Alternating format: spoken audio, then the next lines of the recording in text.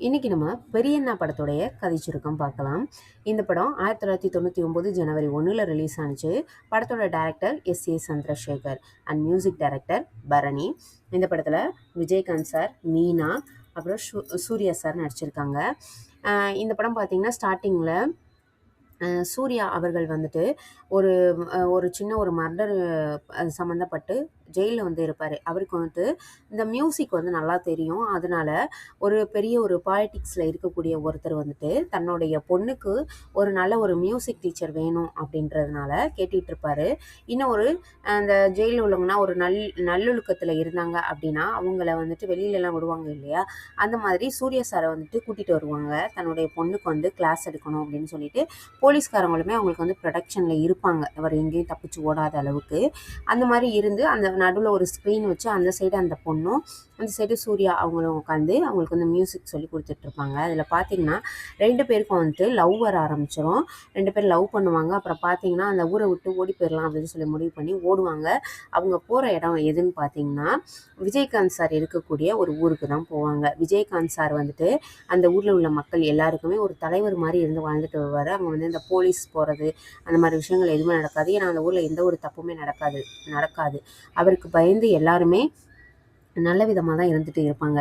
ஏன்னு பார்த்தீங்கன்னா அவர் வந்துட்டு சின்ன வயசில் ரொம்பவே கஷ்டப்பட்டு வந்தவர்.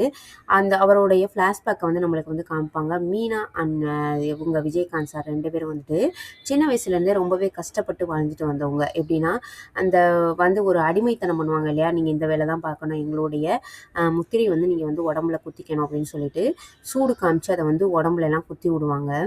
அந்த மாதிரி அவங்க சொல்கிற வேலையை தான் பார்க்கணும். அவங்களுக்கு தண்ணி கிடைக்காது, சாப்பாடு கிடைக்காது, ஏதோ செக்கு மாடு மாதிரி வேலை வாங்குவாங்க. அந்த அளவுக்கு வேலை வாங்கி ரொம்பவே கஷ்டப்பட்டு வந்தவர். மீனா அவங்கள வந்து கல்யாணம் பண்ணணும்னு நினைப்பாரு. ஆனால் மீனா வந்து இறந்து போயிடுவாங்க.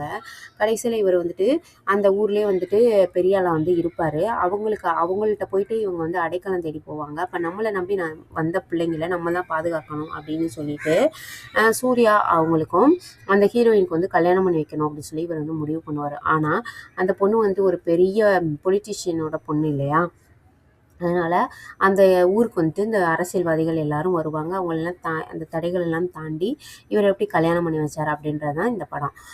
இந்த படத்தில் வந்துட்டு சூர்யா வந்துட்டு இதில் ஜெயிலில் இருக்கும்போது நான் தம்மடிக்கிற ஸ்டைலாக பார்த்துட்டு ஒரு சாங் ஒன்று வரும். அந்த சாங் வந்துட்டு விஜய் அவர்கள் வந்து சூர்யாவுக்காக பாடின பாட்டு. இந்த பாட்டு ரொம்பவே நல்லாயிருக்கும். அவருக்கும் அந்த வாய்ஸ் வந்து நல்ல ஒரு செட் ஆகிற மாதிரி இருக்கும் சூர்யா சாருக்கு.